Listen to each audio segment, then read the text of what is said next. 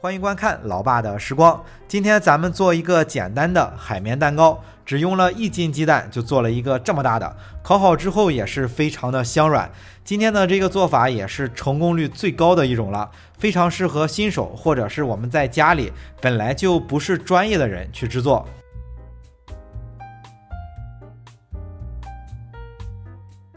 首先是打上8个鸡蛋，大约每个60克，一共500克左右。一般的情况下，4个鸡蛋以内可以用小型的手持的打蛋器，超过4个鸡蛋最好用这种厨师机来打，因为直接打8个鸡蛋还是比较多的。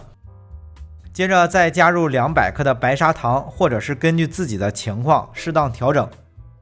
然后再加入60克的牛奶，牛奶也可以用各种的水果汁代替，比如有的朋友感觉做出来的蛋腥味比较重，就可以放点柠檬汁遮一下。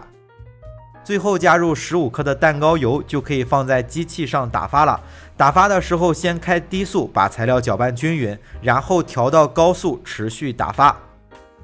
蛋糕油这种材料一般家里没有，这个比较便宜啊，可以买上一小罐，全名叫 SP 蛋糕油或速发蛋糕油，作用就是让打发起来的鸡蛋或者是蛋白更稳定，大大降低了制作蛋糕的难度。不过这种材料吧，毕竟属于食品添加剂，咱自己做啊，心理上可能会有抵触，但它属于一种很常用的做烘焙的材料，尤其是做这种直接打全蛋的蛋糕，咱们买来的基本上都会放的，只要不吃太多就行。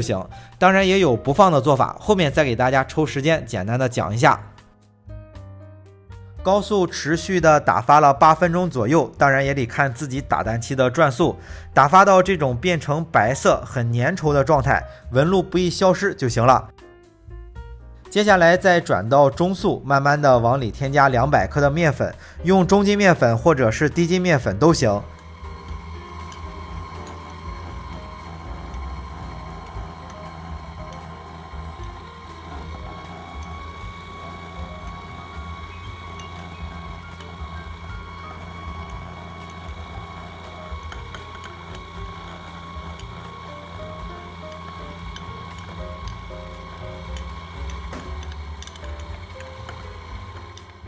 加入完面粉，立马加入60克的油，我是比较喜欢吃花生油，一般的情况下玉米油就可以。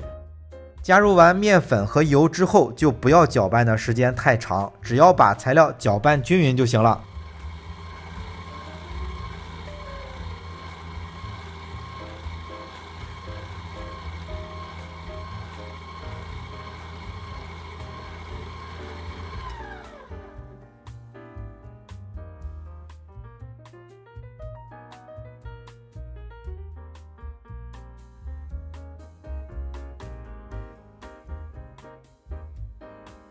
那到这里，我们把打发好的材料都倒在烤盘里，下面铺上一张烘焙用的纸，方便取出来。烤盘的大小是32厘米乘28厘米，稍微高一点的盘子，和这个差不多大小的都可以。